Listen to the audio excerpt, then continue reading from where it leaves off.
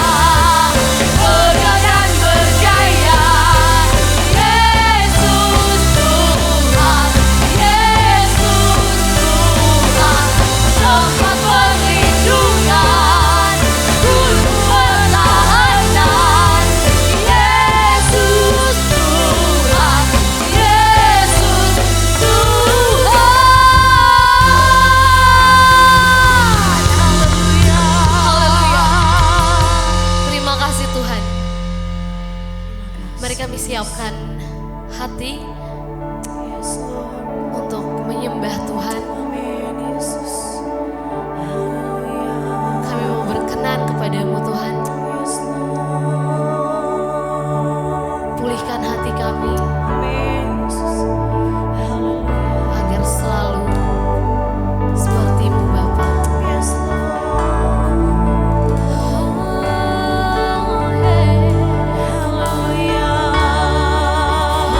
Pulihkan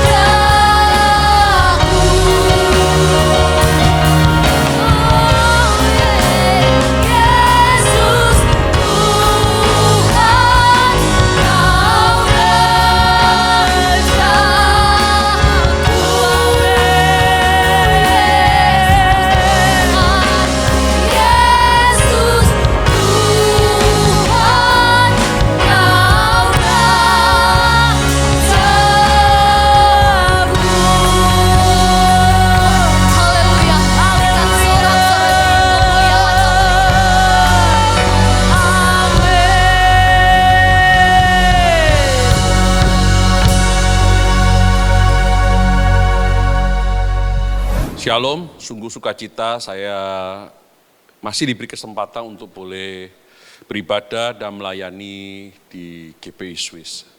Ya, terima kasih untuk Pak Wim, juga semua pelayan-pelayan Tuhan yang sudah boleh kita sama-sama melayani pada saat ini. Teman-teman, saya undang kita untuk berdoa terlebih dahulu. Tuhan, terima kasih untuk kesempatan yang sangat indah. Kami akan mendengar firman-Mu. Urapi kami semua, istimewa hamba-Mu, sehingga pada saat kami mendengar firman, bukan sekedar mendengar, tetapi ada sesuatu yang masuk ke dalam kehidupan kami dan mengubah kami. Kami mohon pertolongan-Mu, mampukan kami semua untuk bukan sekedar menjadi orang yang tahu, tapi lebih daripada mengerti, yaitu melakukan firman-Mu. Tolong kami ya Bapak. Dalam nama Tuhan kami Yesus Kristus kami berdoa. Haleluya, amin. Saudara-saudara, bulan ini kita berbicara mengenai ibadah yang sejati. Saya dalam kesempatan minggu ini saya akan bahas bagaimana kita menjadi pribadi yang menyembah Tuhan sesuai yang Tuhan kehendaki. Saudara-saudara, kalau kita berbicara menyenangkan hati orang lain, seringkali kita ini berusaha keras. Saya percaya semua, tapi tidak semua orang bisa senang. Kenapa? Karena kadang-kadang apa yang kita lakukan buat dia tidak cocok dengan dia. Intinya begini saudara-saudara, seringkali orang beribadah, sekedar beribadah. Tetapi mereka tidak tahu sebenarnya hal-hal apa yang sebenarnya Tuhan yang menghendaki. Jadi supaya ibadah kita, penyembahan kita, hormat kita kepada Tuhan itu tidak sia-sia. Sesuai dengan apa yang Tuhan mau. Mari kita pada hari ini kita belajar dari apa yang Tuhan Yesus ajarkan kepada wanita Samaria. Yaitu dari Yohanes 4 ayat 21 sampai dengan 24. Tapi ada baiknya saya mulai dari 18 saja ya, supaya kita tahu latar belakangnya sedikit. Ayat 19, maksud saya. Kata perempuan itu kepadanya, Tuhan, nyata sekarang padaku bahwa engkau seorang nabi. Ayat 20, nenek moyang kami menyembah di atas gunung ini. Tetapi kamu katakan bahwa Yerusalemlah tempat orang menyembah. Kata Yesus kepadanya, percayalah kepadaku hai perempuan, saatnya akan tiba bahwa kamu akan menyembah Bapa bukan di gunung ini, bukan juga di Yerusalem. Kamu menyembah apa yang tidak kamu kenal, kami menyembah apa yang kami kenal, sebab keselamatan datang dari bangsa Yahudi. Tetapi saatnya akan datang dan sudah tiba sekarang bahwa penyembah-penyembah benar akan menyembah Bapa dalam roh dan kebenaran. Sebab Bapa menghendaki penyembah-penyembah demikian.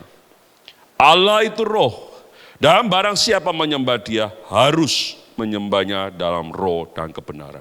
Jadi ada dua tekanan besar dalam perikop yang kita baca ini. Menyembah dalam roh dan kebenaran. Itu diulang 2 kali, bahkan tegas sekali. Barang siapa, artinya siapapun yang ingin menyembah, harusnya melakukan seperti ini. Saudara, saya ingin mengajak kita belajar, walaupun waktu kita nggak banyak, mungkin sekitar 20-25 menit.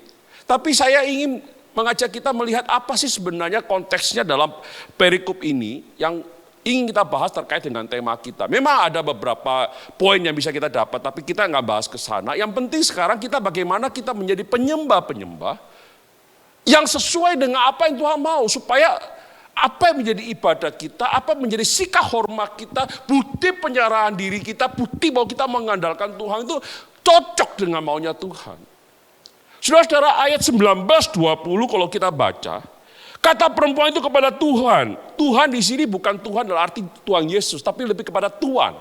Ya, nyata sekarang padaku bahwa engkau seorang nabi. Jadi kalau kita melihat teks di atas sebelumnya, Tuhan Yesus berbicara dengan perempuan Samaria itu, dengan kata lain perempuan itu mencari air.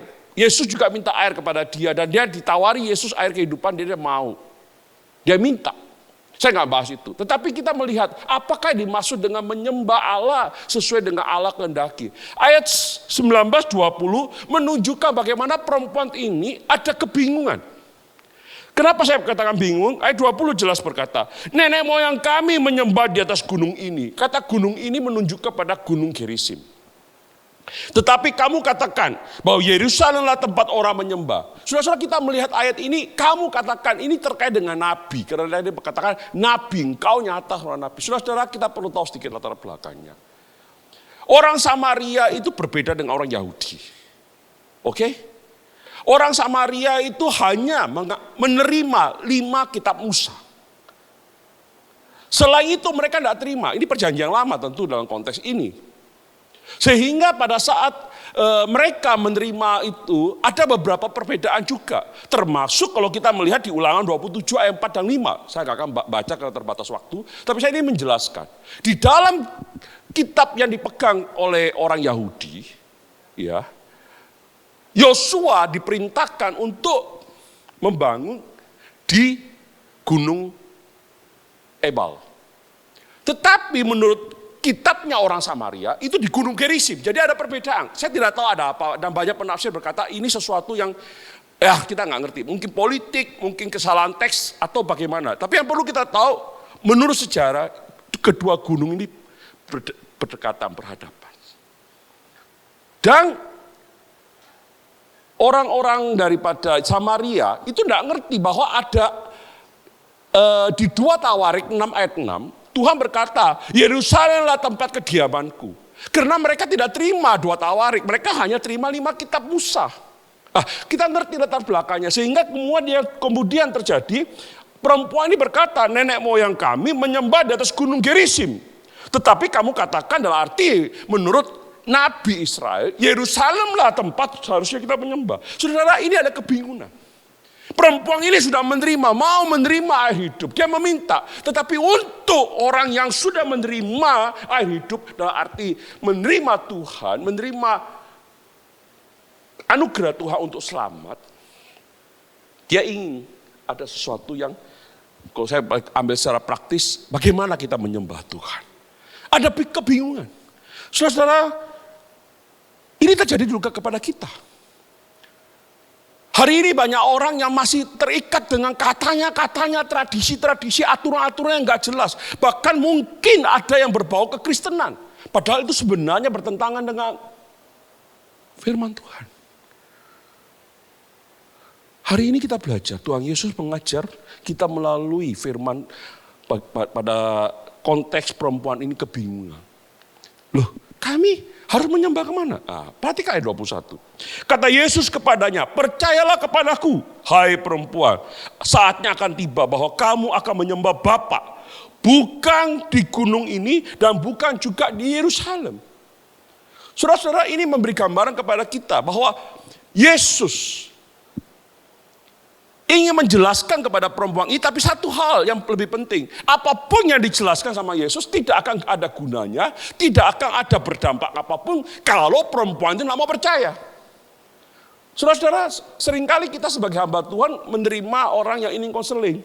Kemudian kita memberi mereka sesuatu pendapat, apa saran, bahkan mungkin sesuatu yang tegas antara benar dan salah. Tapi dia nggak mau percaya. Sulit nggak kita untuk meneruskan? Sulit. Untuk orang yang mau mendengar, mau mengikuti, dia harus percaya dulu apa yang katakan. Sehingga Yesus berkata, percayalah kepada aku. Tentu ayat ini juga mengajar kita, hari ini engkau dan saya adalah orang percaya. Maka ayat ini juga berlaku untuk kita. Artinya apa? Di sini dikatakan, akan tiba bahwa kamu akan menyembah Bapa bukan di gunung ini, bukan juga di Yerusalem. Artinya saudara-saudara, apa yang terjadi dulu, sebelum zaman kedatangan Yesus, itu sudah usang, sudah tidak berlaku. Atau mungkin sesuatu yang mengikat, tapi dengan kedatangan Yesus, yang sebentar lagi kita akan merayakan Natal, semua itu berubah karena kita diberi kemurahan, kita diberi tanda kutip, bukan murahan, tapi kemurahan dan kemudahan. Untuk bisa beribadah kepada Tuhan, untuk bisa datang kepada Tuhan. Itu dalam konteks saat ini. Saudara-saudara, apa yang harus kita perhatikan di sini? Saudara, perempuan ini bukan saja sebenarnya dia bingung masalah tempat. Tapi Yesus ingin mengajar dia lebih dari. Bukan masalah tempat. Karena di satu tempat bisa banyak pribadi. Betul enggak? Tetapi yang lebih penting lagi, pribadi siapa yang kau sembah dulu baru bicara yang kamu bingung itu dijawab sama Yesus. Coba perhatikan ayat 22. Kamu menyembah apa yang tidak kamu kenal. Perhatikan kata apa yang tidak kamu kenal. Kami menyembah apa yang kami kenal. Sebab keselamatan datang dari bangsa Yahudi. Saudara-saudara, perempuan ini dengan latar belakang bangsa Samaria, mereka menyembah sesuatu Allah yang tidak mereka kenal. Yesus berkata, kami menyembah, ya, sebab keselamatan datang dari bangsa Yahudi. Ini menegaskan, mengkonfirmasi bahwa memang betul apa yang dikatakan firman Tuhan. Keselamatan itu dari garis keturunan Yahudi. Tanda kutip ya, jasmani. Yesus lahir daripada Roh Kudus. Tetapi secara sejarah, secara jasmani dia lahir dari keturunan Yahudi. Saudara-saudara, ini berarti apa? Apa yang dikatakan terkait dengan ayat sebelumnya, air hidup, air yang berbicara memberi kehidupan yang kekal mengalir dalam dirinya, itu betul-betul konfirmasi. Jadi dengan kata lain, sebelum kau dan saya menyembah kepada Allah yang mungkin kita hari ini berkata, ini Allahku, ini Allahku. Engkau harus kenal dulu siapa Allahmu. Banyak orang itu tidak ngerti Allahnya. Di dalam situasi COVID seperti ini, banyak orang mulai marah sama Tuhan. Lu Tuhan itu kok sepertinya nggak peduli ya. Tuhan itu nggak berkuasa ya. Kok kalah sama COVID? Saudara, enggak. Kita nggak ngerti rencana Tuhan. Saya 2 hari ini sangat berduka. Termasuk hari ini masih berduka. Bahkan saya kalau diam saya bisa menangis sendiri. Setelah ibu saya meninggal, mama saya meninggal tahun 99. Oktober. Saya nggak pernah seduka ini. Serius saya bicara. Yang meninggal ini calon besan saya. Ayah dari calon menantu saya. Kami itu bukan sekedar calon besan. Tapi lebih daripada apa? Dia sahabat saya. Saudara-saudara, banyak pertanyaan orang-orang tanya kepada saya termasuk dari keluarga saya. Yang tidak mengerti kekristenan, tidak mengerti Tuhan. Bahkan Kristen saja. Tapi tidak ngerti. Mereka bertanya, Tuhan kok tega ya? Saudara-saudara, tega apanya? Kita nggak tahu. Kalau engkau dan saya hari ini percaya kepada Tuhan, Allah yang kita kenal, kenallah dia secara utuh. Jangan menurut konsep kita. Saudara-saudara, Allah itu begitu luar biasa. Kalau engkau belajar firman Tuhan, engkau mengenal Allah kita. Tapi kalau engkau membangun dengan pikiranmu bahwa Allahmu adalah ATM-mu, maka engkau akan terus meminta-minta kepada Allah. Kalau Allahmu adalah pembelamu, dalam arti pembela buta-buta, engkau melakukan kesalahan apapun, engkau akan merasa bahwa Allahmu akan membela kamu. Padahal tidak. Allah kita itu bukan debt collector, bukan preman. Bukan. Saudara-saudara, konsep-konsep itu kita harus rubah. Banyak orang mengenal ketuhanan, tapi tidak mengenal Tuhannya. Beda. Kalau bicara Tuhan, berarti pribadi. Saudara, Yesus mengajar kita. Sebelum kau berkata, saya ingin beribadah yang sejati. Sebelum kau berkata, saya ingin menyembah. Kenali dulu siapa yang kau sembah. Kalau saya, walaupun saya berdoa, Senin kemarin, jam 4 pagi teman sekolah saya meninggal. Kurang lebih jam 9 calon besan saya meninggal. Dua-dua kena COVID. Kami lemes. Nggak tahu apa yang, tapi satu hal. Kami berdoa pada saat kami ditelepon oleh calon menantu saya dalam tangisannya.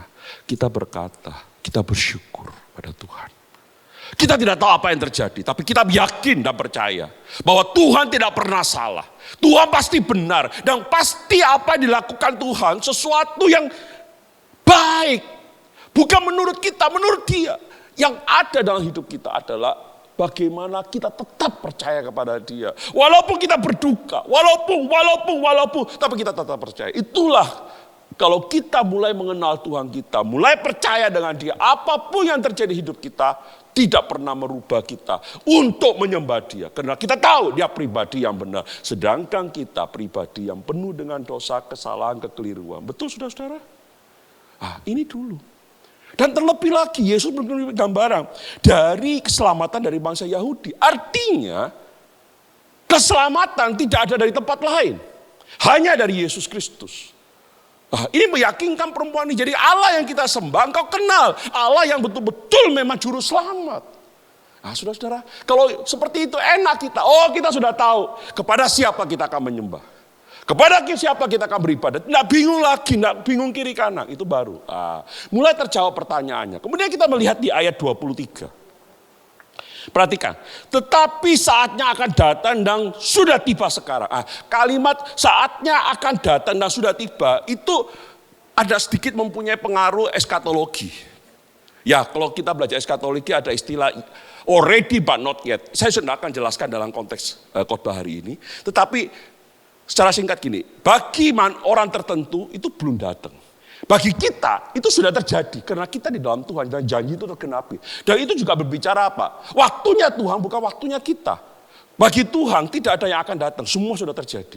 Jadi saudara-saudara ini berbicara sesuatu yang bersifat eskatologi, saya nggak akan bahas, kita nggak usah sekedar tahu aja. Tetapi yang perlu kita melihat apa? Bahwa penyembah benar akan menyembah Bapa dalam roh dan kebenaran.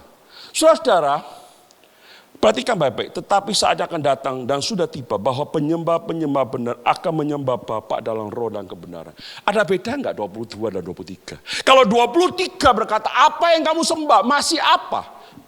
Apa yang kami kenal? Apa yang tidak kamu kenal?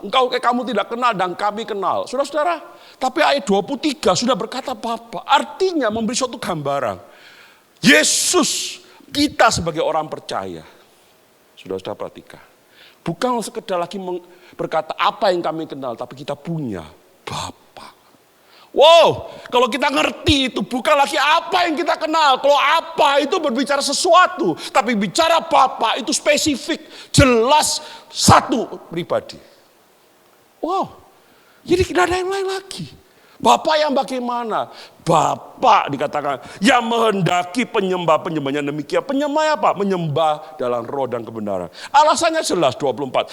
Allah itu roh. Ya, dan barang siapa menyembah dia harus menyembahnya dalam roh dan kebenaran. Saudara, saya ingin menjelaskan sedikit mengenai dalam roh dan kebenaran. Kata menyembah, ya kembali lagi, itu mempunyai makna. Ya, dalam bahasa aslinya itu punya makna setidaknya 4. Yang pertama berbicara ibadah. Orang beribadah itu artinya menyembah. Orang yang menghormati Tuhan itu berarti dia menyembah. Oke, orang yang merendahkan diri di hadapan Tuhan, menyadari bahwa dirinya tidak berharga, dirinya hanya terima anugerah Tuhan, hanya karena kasih karunia Tuhan dia dilayakkan. Itu juga ibadah. Dan terlebih lagi orang yang menyerahkan dirinya karena dia tahu bahwa dia nggak ngerti apa-apa, nggak punya kuasa apa-apa. Itu juga bicara menyembah. Jadi saudara-saudara, maaf, kita belajar sesuatu yang menurut saya sesuai konteks. Ya, jadi kalau kita belajar hari ini, apa yang dimaksud itu? Perikop ini menyatakan dijawab di ayat 24, Allah itu roh. Apa dimaksud dengan Allah roh? Allah itu pribadi yang hidup, pribadi yang tidak terbatas, dan pribadi yang suci. Kita harus ngerti itu dulu. Jadi Allah itu roh, bicara Allah yang pribadi yang hidup. Allah yang tak terbatas segalanya. Dan Allah yang kudus. Tekanannya itu. Dan kalau bicara bagaimana kita diajarkan menyembah Allah dalam roh. Kata roh di sini kalau saya ingat, kalau boleh saya bawa ke roh itu artinya apa? Kalau kita melihat Kejadian 2 ayat 7, ya. Di situ dikatakan Allah memberi nafas. Kata itu roh. Nafas hidup kita. Jadi dengan kata lain saudara-saudara, kalau kita hari ini disebut penyembah-penyembah yang benar yang dikehendaki Allah. Kita bukan menyembah Allah hanya pada saat jam ibadah, pada saat doa malam atau istimewa hari Minggu. Selama kita bernafas, sikap kita untuk menyembah dia, sikap kita untuk menghormati dia, sikap kita untuk merendahkan diri di hadapannya, dan sikap kita untuk berserah kepada dia selalu ada. Setiap nafas kita itu bicara roh. Jadi saudara-saudara, roh Allah, roh yang hidup, Allah pribadi yang hidup, suci kudus. Kita ini diberi Allah nafas hidupnya. Dan kita diminta menyembah dia dengan segala yang dalam hidup kita. Bukan dibatasi dengan waktu, dengan tempat. Saudara, konsep ini kita perlu ngerti. Karena banyak orang percaya yang setengah-setengah, atau mungkin bukan orang percaya kalau setengah-setengah ya, sorry ya berkata. Yang merasa bahwa kalau ada pendetanya atau ada teman-teman gereja baru dia takut. takut melakukan dosa, melakukan kesalahan. Tapi begitu dia di tempat yang tidak ada yang tahu, wow, setan aja malu sama dia katanya. Karena dia lebih berdosa daripada setan. Saudara, kita ini hati-hati. Dan saudara-saudara, kalau kita boleh berbicara arah itu roh dan tidak terbatas, ini ada suatu keuntungan buat kita. Bicara apa? Tadi terkait dengan tempat. Kata nenek moyang saya di Gerisim, kata kamu di Yerusalem Nabi. Kita, Yesus berkata itu sudah usang. Kita hari ini punya suatu keistimewaan karena Allah itu roh. Yesus sudah datang dan Yesus sebagai pengantara kita. Kita tidak kesulitan lagi, tidak perlu terhalang oleh apapun lagi. Bisa langsung dengan Tuhan. Dalam arti tetap bersikap hormat, bukan kurang ajar loh ya. Ada kemurahan buat kita. Apa yang harus kita lakukan? Saudara, engkau jangan takut kalau hari ini engkau dibatasi untuk beribadah. Dibatasi karena COVID. Kita gak bisa ke gereja, tetap bisa ibadah di dalam situasi apapun. Karena Allah itu tahu, Allah itu roh. Dia tidak terbatas. Bagaimana dengan saudara-saudara kita yang dianiaya, tidak bisa beribadah, tidak mau punya tempat, jangankan gereja, tempat bersekutu aja dibakar, dibunuh. Tidak masalah. Ya masalah memang tempatnya, tetapi penyembahan kita pasti Allah berkenan. Karena itu Allah mau, dia tahu apa yang kita lakukan.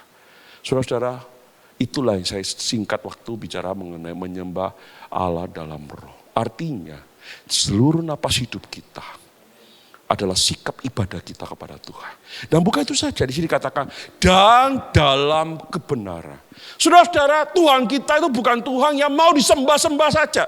Dia punya syarat bahwa orang yang menyembah dia, pribadi yang menyembah dia adalah pribadi yang harus dalam kebenaran. Artinya apa? Engkau dan saya orang berdosa. Kalau Roma 3 ya, ayat 23 ya, dan 24, saya akan bacakan. Roma 3 ayat 24. Karena semua orang telah berbuat dosa dan telah kehilangan kemuliaan Allah. 24, dan oleh kasih karunia telah dibenarkan dengan cuma-cuma karena penebusan dalam Kristus Yesus. Jadi saudara-saudara, hari ini engkau ingin berkata, saya ingin menjadi penyembah-penyembah Tuhan, ingin ibadah yang benar. Engkau dan saya harus sudah dibenarkan oleh Tuhan. Dengan kata lain, engkau dan saya sudah menerima hidup baru. Engkau dan saya sudah mengalami yang namanya lahir baru. Bukan dibaptisnya. Tetapi engkau dan saya bertobat, berubah menjadi sesuai dengan rancangan Tuhan. Tentu tidak sekejap dalam menjadi rancangan itu, tentu proses. Saya nggak bahas itu. Tetapi kita belajar. Yang kedua, kata dalam kebenaran mempunyai makna. Bahwa kita ini hidup. Allah itu kudus. Dia ingin kita juga kudus. Saya buka dari 1 Petrus 1 Petrus 1 ya, ayat 14 sampai 16. 1 Petrus 1 14 sampai 16 ya. Hiduplah sebagai anak-anak yang taat dan jangan turuti hawa nafsu yang menguasai kamu dalam waktu kebodohanmu. Tetapi hendaklah kamu menjadi kudus di dalam seluruh hidupmu. Sama seperti Dia yang kudus, yang telah memanggil kamu. Sebab ada tertulis, kuduslah kamu sebab aku kudus. Saudara, menyembah Allah dalam roh dan kebenaran. Kata kebenaran itu mempunyai makna. Kita dibenarkan seperti saya katakan di Roma 3, 23, dan 24. Dan di dalam kehidupan kita sehari-hari, kita harus menjaga kekudusan. Itu yang Tuhan mau. Dan ini perintah. Dikatakan apa? Kuduslah kamu. Sebab aku kudus. Saudara, apakah Pak Effendi tidak melakukan dosa? Masih. Justru saya ini masih bisa jatuh dalam dosa dan saya takut itu. Dan saya selalu berdoa, Tuhan jauhkan saya dari itu. Dan saya tahu kadang-kadang saya juga nggak sanggup untuk menghadapi. Saya berdoa dan saya bisa menghadapinya. Karena bukan kekuatan saya, karena saya meminta Tuhan yang menolong saya. Saudara-saudara, Tuhan kita walaupun kau kayanya kayak apa. Banyak orang punya keyakinan yang berbeda-beda berkata, kalau Tuhan kita memberi persembahan pada Tuhan, maka segala apa yang kita lakukan pasti berkenan. Oh, belum tentu. Syarat kita sebagai orang percaya dalam roh dan kebenaran. Engkau mempersembahkan hidupmu seluruhnya, tapi kalau engkau belum benar, bagaimana bisa dikatakan mempersembahkan hidupmu? Tuhan tidak mau itu, Tuhan mau dalam roh dan kebenaran. Saudara-saudara, hari ini kita belajar itu. Biarlah melalui firman ini kita belajar. Ibadah yang sejati adalah ibadah kepada Tuhan yang sudah menyelamatkan kita, Allah yang kita kenal. Tidak peduli tempat manapun karena Allah itu roh. Dan kita menyembah dengan seluruh hidup kita, bukan sekedar waktu kita, tapi seluruh nafas hidup kita. Artinya selama engkau dan saya masih bernafas, itulah sebenarnya penyembahan kita. Dan Allah kita adalah kudus. Engkau dan saya harus terlebih dahulu dibenarkan. Artinya betul-betul lahir baru dan berusaha terus-menerus hidup di dalam kekudusan. Tuhan Yesus memberkati. Terima kasih Tuhan untuk firman-Mu. Kami bersyukur, kami punya kesempatan untuk belajar. Hamba-Mu berdoa, kami semua termasuk hamba-Mu. Biarlah kami terus diproses, terus berusaha dan menjadi penyembah-penyembah yang Tuhan kehendaki. Penyembah-penyembah yang berkenan kepadamu. Karena kami belajar hari ini bahwa hidup kami secara utuh itu adalah penyembahan kepada Engkau. Kami belajar kepada siapa kami sembah. Kami belajar juga bahwa kami harus hidup di dalam kebenaran. Terima kasih Bapak. Hamba-Mu berdoa berkati Pak Wim sebagai gembala, Bu Ina, Ibu Gembala, juga semua tim pelayan tempat ini, juga seluruh jemaat. Biarlah semua boleh semakin hari dipakai jadi berkat. Berkati Tuhan. Dalam nama Tuhan Yesus kami berdoa. Haleluya. Amin. Haleluya. Kita sungguh diberkati pada pagi hari ini dengan firman Tuhan yang boleh memerdekakan kita. Allah yang kita sembah adalah Allah yang kita kenal di dalam Yesus Kristus. Allah yang adalah roh dan barang siapa menyembahnya harus menyembah Dia di dalam roh dan kebenaran. Luar biasa firman Tuhan pada pagi hari ini. Kita semakin diperlengkapi untuk semakin mengenal Allah kita dan bagaimana cara menyembah yang berkenan kepadanya. Terima kasih buat Pastor Effendi Tahir yang sudah menyampaikan kebenaran firman Tuhan kepada kita semua pada pagi hari ini. Mari Bapak Ibu Saudara yang dikasihi Tuhan, sebagai ungkapan rasa syukur kita akan satu pujian kepada Bapa. Kaulah Tuhanku, Kaulah Rajaku. Mari kita bangkit berdiri.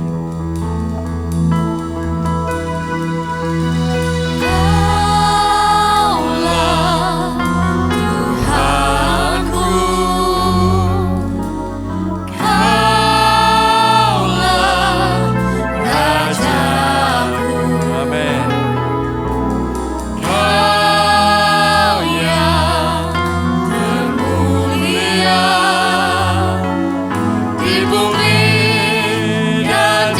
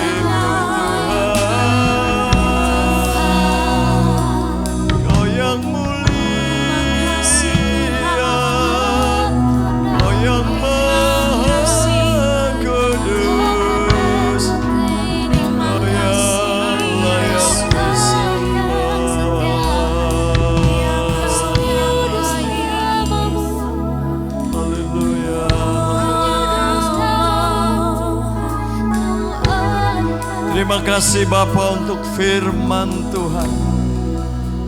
Firman-Mu adalah kebenaran, kebenaran yang memerdekakan.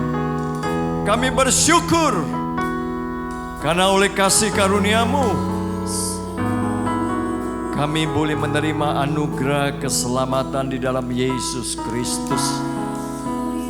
Sebab tidak ada keselamatan di luar Engkau Tuhan. Tidak seorang pun dapat menyembah-Mu, menyembah Allah Bapa dalam roh dan kebenaran tanpa melalui Yesus Kristus Tuhan. Engkau yang telah membawa pemulihan, Engkau yang telah membawa perdamaian, pendamaian. Engkau yang telah membenarkan kami dengan darah-Mu. Dan Engkau telah memberikan Roh Kudus untuk kami boleh hidup senantiasa di dalam kebenaran.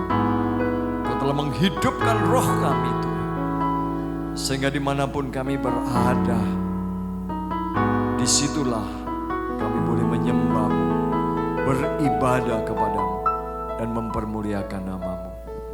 Terima kasih, berkati Bapak Pendeta Effendi Tahir dalam keluarga, dalam pelayanan, apapun yang dikerjakannya, biarlah semuanya seturut dengan kehendak-Mu, mempermuliakan nama-Mu. Sebagai seorang suami, sebagai seorang ayah, sebagai seorang dosen, Tuhan berikan hikmat marifat, supaya melalui hamba-Mu ada banyak orang semakin mengenal Bapa di dalam Yesus Kristus. Terima kasih Bapa, Engkau sedang memulihkan setiap keadaan jemaat-Mu di tempat ini. Engkau sedang memulihkan kami sebagai anggota keluarga kerajaan Allah. Terima kasih Bapa, di dalam nama Tuhan Yesus Kristus kami berdoa dan kami mengucap syukur. Haleluya. Semua kita katakan amin. Silakan duduk Bapak Ibu Saudara yang dikasihi Tuhan. Nah, apa yang kita dengar barusan sungguh memperlengkapi kita dalam ibadah kita yang sejati kepada Tuhan. Semakin meneguhkan Bapak, ya, bahwa selama ini apa yang kita lakukan sudah baik, tetapi perlu disempurnakan, sehingga ibadah tidak lagi terbatas hari Minggu dan di gedung gereja, tetapi dimanapun kita berada, setiap saat, setiap hari, itulah penyembahan kita, itulah ibadah kita kepada Bapa di dalam Yesus Kristus Tuhan. Saudara yang dikasihi Tuhan, bulan ini adalah bulan yang indah, di mana lagu-lagu Natal mulai dikumandangkan, dan tidak lama lagi kita akan merayakan kelahiran Yesus Kristus. Ingat, keselamatan datang dari bangsa Yahudi. Karena itu kalau saudara dan saya bisa percaya kepada Yesus Kristus, itu kemurahan Allah, itu anugerah daripada Allah, maka kita patut mengucap syukur. Terutama di bulan-bulan Desember ini, biarlah sungguh Yesus Kristus itu lahir di hati kita, lahir hari ini di rumah kita masing-masing. Dan perayaan Natal tahun ini mungkin baru pertama kali dalam sejarah perayaan Natal yang akan dilakukan lewat virtual atau daring. Dan kalau saudara ingin merayakan Natal secara onsite, bisa per Komsel.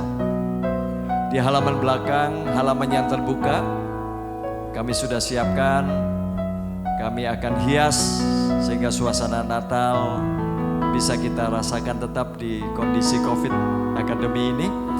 Dan masing-masing Komsel bisa merencanakan hari dan tanggalnya, jamnya, sehingga kita bisa merayakan secara sederhana. Karena Natal bukan bicara tentang pesta pora, Tetapi Natal adalah satu kesederhanaan di mana Allah yang maha segala-galanya berkenan hadir dalam wujud seorang manusia karena kasihnya kepada saudara dan saya. Haleluya. Mari Bapak Ibu Saudara sekalian, kita akan akhiri ibadah pada hari ini. Kita akan berdoa terlebih dahulu. Bapa di surga, terima kasih untuk kesempatan yang baik dan indah. Sampai saat ini kami boleh beribadah di rumah kami masing-masing. Dan Tuhan, Kau memberkati seluruh sidang jemaat-Mu yang dengan tekun dan setia dalam keadaan yang sederhana mereka tetap taat. Dan kami percaya lawatan Allah terjadi atas setiap keluarga, atas setiap rumah tangga. Tuhan pulihkan. Suami sungguh-sungguh memiliki roh takut akan Allah. Istri mempunyai ketundukan dan kehormatan yang luar biasa, sehingga itu mempermuliakan suaminya. Berkati anak-anak supaya mereka hidup dalam takut akan Allah. Jauhkan kami semua ya Bapa dari segala yang jahat apapun itu bentuknya. Dan biarlah kasih karunia-Mu membagari kami seperti perisai. Berkati juga pemerintah dan bangsa kami Tuhan, khususnya di dalam memerangi wabah COVID-19 ini. Kami percaya bersatu kami akan mampu melewatinya. Dengan iman kepada Tuhan kami dapat memindahkan gunung. Terima kasih Bapa. Terima kasih. Berkati Bapak Presiden, Wakil Presiden, seluruh pejabat pemerintah mulai dari menteri, gubernur sampai kalian desa adat Banjar. Tuhan berkati TNI dan Polri agar mereka tetap solid bersatu untuk menjaga NKRI. Indonesia tetap dalam keadaan aman kondusif. Berkati juga para dokter, para perawat bidan dan seluruh bangsa diberkati dan dilindungi oleh Bapa Surgawi. Haleluya. Mari Bapak Ibu, kita bangkit berdiri, angkat tanganmu ke surga, arahkan hatimu kepada Bapa, terimalah berkatnya. Tuhan memberkati engkau dan melindungi engkau. Tuhan menyinari engkau dengan wajahnya dan memberikan engkau kasih karunia. Tuhan menghadapkan wajahnya kepadamu dan memberikan engkau damai sejahtera, sukacita yang sejati, hikmat roh takut akan Allah, iman, pengharapan, dan kasih yang agape. Diberkatilah engkau dengan berlimpah-limpah di dalam nama Bapa dan Putra dan Roh Kudus. Hari ini esok sampai Maranatha Tuhan datang yang kedua kali, bahkan sampai selama-lamanya. Haleluya.